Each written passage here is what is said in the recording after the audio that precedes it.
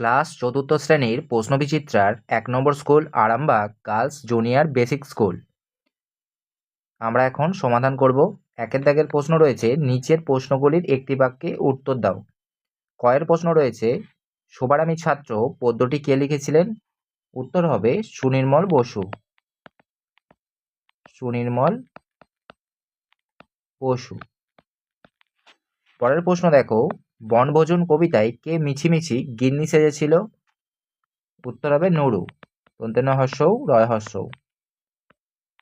পরের প্রশ্ন, কে কবিকে মধুর কথা বলতে শেখালো? এখানে উত্তর কি হবে? চাঁদ।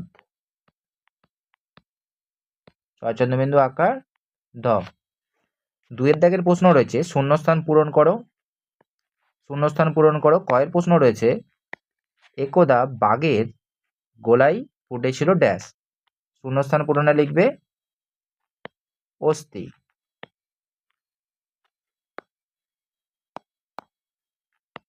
শূন্যস্থান পূরণে লিখবে অস্থি। পরের প্রশ্ন, সেঁক দেয় তেল মাখে লাগায় হরিদ্রা। হ রয় হ্রস্বই দয়রা ফলা আকার। ৩-এর দাগে রয়েছে, দেখো সঠিক উত্তরের নিচে দাগ দাও। কয়ের প্রশ্ন, পটগুলটিস হলো একটি, এখানে কি হবে? উত্তর হবে খেলা। পরের প্রশ্ন, তত্ত্বচান কথার অর্থ কি কি অপশন রয়েছে? ছোট্ট খুকু, ছোট্ট বাড়ি, ছোট্ট পাখি। সঠিক উত্তর হবে কি? ছোট্ট খুকু। এরপরে রয়েছে, এলোমেলো বর্ণ যুক্ত করে শব্দ তৈরি করো। কয়ের প্রশ্ন রয়েছে, স দন্তেশ্বর যুক্ত অযুক্ত দন্তের ন যুক্ত ধ যুক্ত এ। তাহলে এটা কি হবে? কয়েরটা হবে ৪-এর কয়েরটা হবে সন্ধে। দন্তেশ্ব দন্তের নয় ধয়েকার। ক্ষয়েরটা রয়েছে পযুক্ত অযুক্ত ইয় যুক্ত চ যুক্ত আযুক্ত তালবস্য। তাহলে কি হবে? ক্ষয়েরটা হবে ৫০। প ময় চয় আকার তালবস্য। এরপরে রয়েছে প্রতিশব্দ। প্রতিশব্দ বা সমার্থক শব্দ।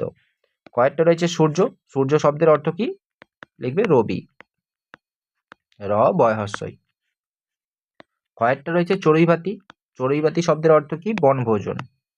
ব দন্তের ন ভয়কার বর্গের জ দন্তের ন। এরপর ৬-এর দাগের প্রশ্ন রয়েছে, গদ্যরূপ লেখো। কয়েকটা রয়েছে, কর্মী হবার মন্ত্র আমি বায়ুর কাছে পায়রে। তাহলে এখানে গদ্যরূপ কি হবে? আমি। এখানে গদ্যরূপ হবে আমি বায়ুর কাছ থেকে,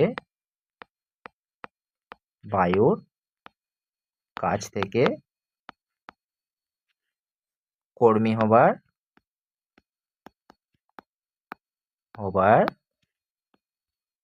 মন্ত্র পাই। এর পরের প্রশ্ন, শ্যামবনানী সরস্বতা আমায় দিল ভিক্ষা। তাহলে এখানে কি হবে? শ্যামবনানী মানে কি? সবুজ, সবুজ অরণ্য। সবুজ অরণ্য আমাকে তার তয়কার র তার সরস্বতা দন্তেশ্বর র দন্তেশ্বর তয়াকার সরস্বতা দান করেছে।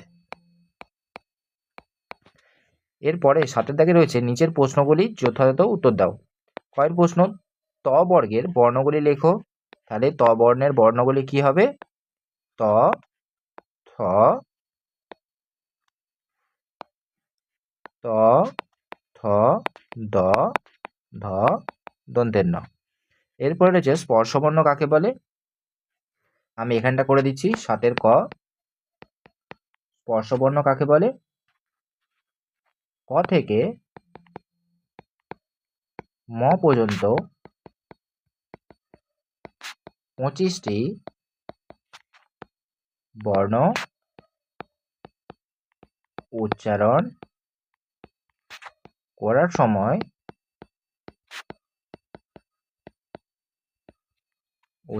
করার সময় মুখগহ্বরে স্পর্শ হয়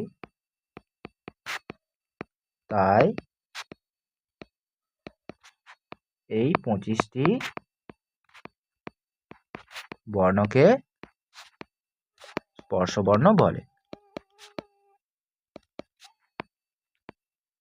এখানটা উত্তরটা করে দিলাম।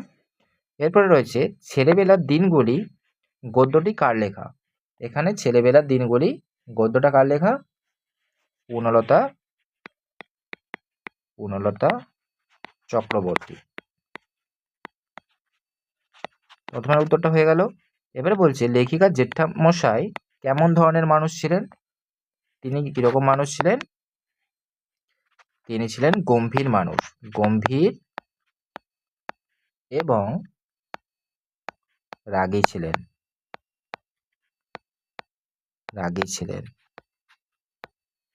আর তিনি একজন মস্ত খেলোয়াড় ছিলেন।